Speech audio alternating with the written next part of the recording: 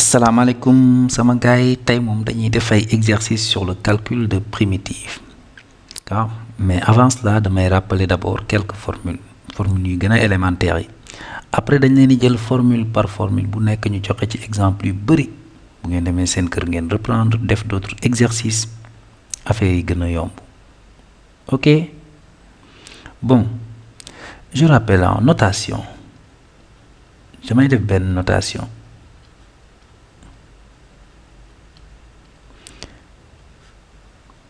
Si grand F est une primitive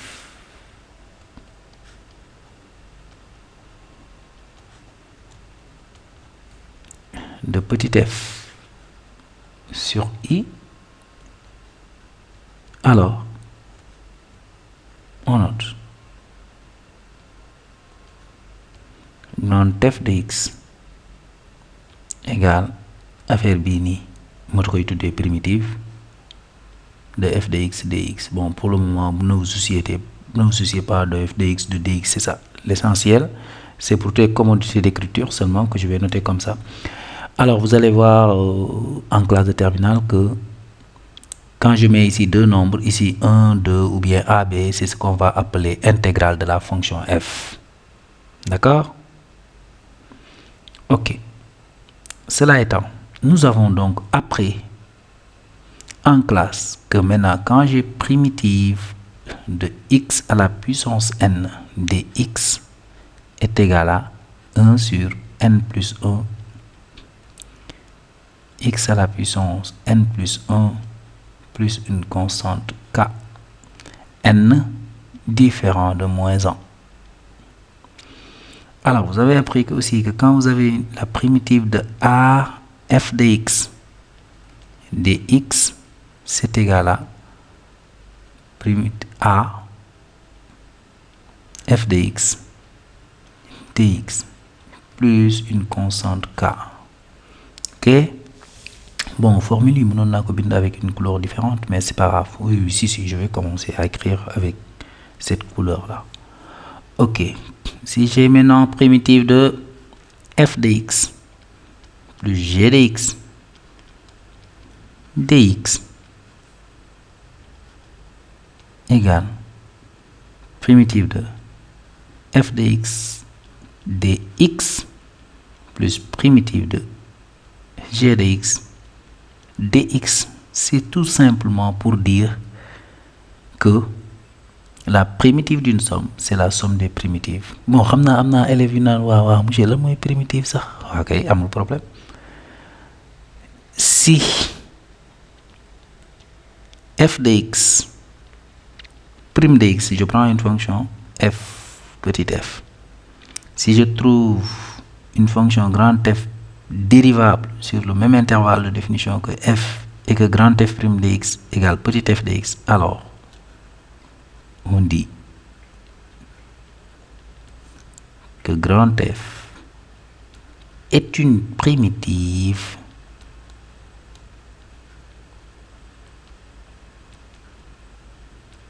de petit f sur I. Bon, ici je dis donc sur I. Ok? Ben voilà, ça veut dire que quand j'ai une fonction petit f, je dois regarder quelle fonction faut-il dériver pour avoir ce petit f là. Exemple, il est toujours bon de donner des exemples. Je donne f de x égale cosinus x. Quelle fonction faut-il dériver pour avoir cosinus x? Eh ben, je sais que c'est grand f de x égale sinus x. D'accord? Voilà, donc on dit que grand sinus est une primitive de cosinus. Mais ici, si vous ajoutez plus 2, quand vous dérivez aussi, vous obtenez la même chose. Donc c'est pour ça qu'on dit que les primitives sont toujours à une constante près. Maintenant, exemple, je donne déterminer l'ensemble des primitives des fonctions suivantes. Premièrement, je prends f de x égale x carré plus 2x moins 5. Alors, donc ça va me faire quoi? Grand f de x. Grand f de x est égal à, d'après ma propriété qui est là, quand j'ai la primitive d'une somme, je fais la somme des primitives. Donc, je prends chaque primitive pour chaque fonction. Ok, donc ça va me faire ici, quelle est la primitive de x cube? Si j'applique cette formule, c'est 1 tiers de x carré, pardon, c'est 1 tiers de x cube. Plus 2. Je connais la primitive de 2x, mais je préfère mettre comme ça. Quelle est la primitive de ax? C'est cette formule-là. af de x. Donc, je prends 2. Ensuite, je cherche la primitive de la fonction. Ici, quelle est la primitive de x? C'est x carré sur 2. Quelle est la primitive de moins 5? C'est moins 5x. Et une primitive, on ajoute toujours une constante k. Conclusion, qu'est-ce que j'obtiens? Grand f de x est égal à 1 tiers de x cube plus x carré moins 5x plus une constante k. Ok, je prends une deuxième fonction. Deuxièmement, f de x égale à x à la puissance moins 3 plus 2x carré moins 4.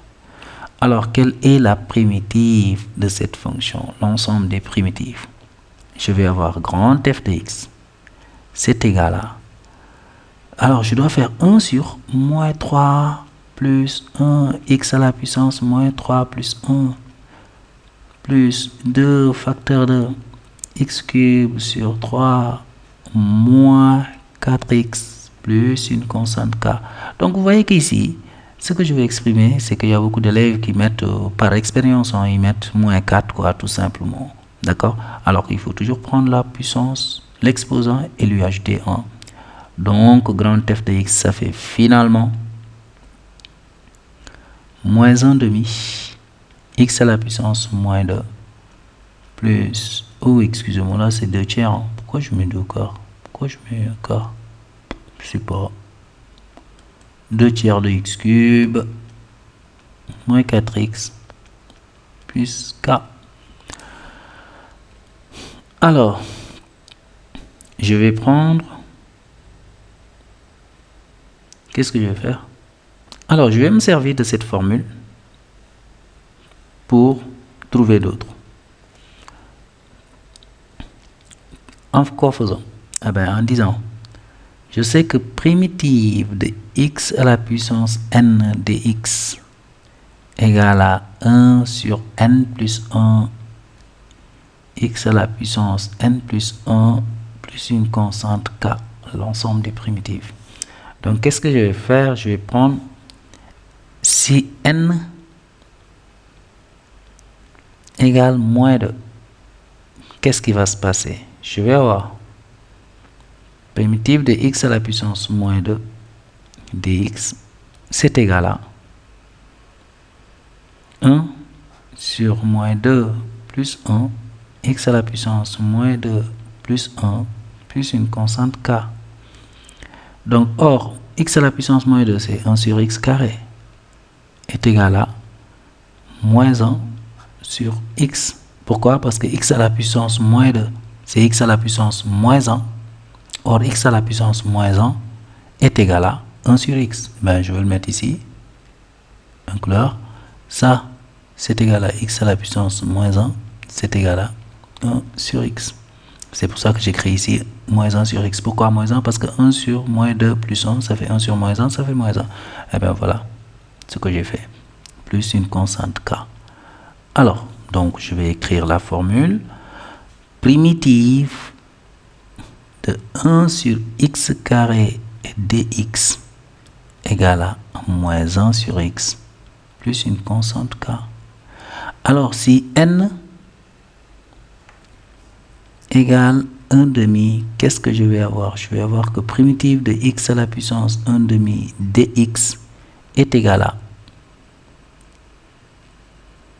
1 sur 1 demi plus 1 x à la puissance 1 demi plus 1.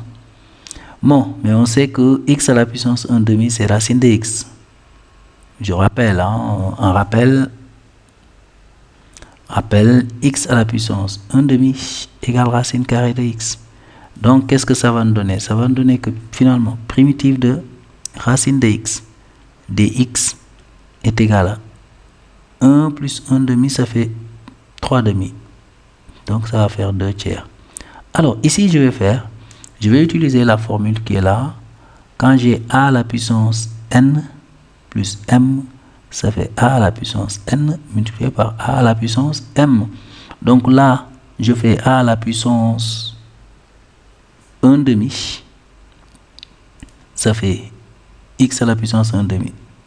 C'est racine de x que multiplie x. Conclusion, je vais avoir une formule ici.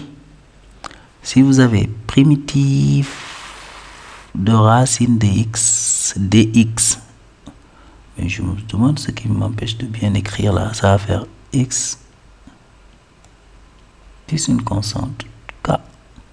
Donc vous voyez qu'en utilisant la formule qui est là, qui est plus générale, j'obtiens d'autres formules, d'autres primitives.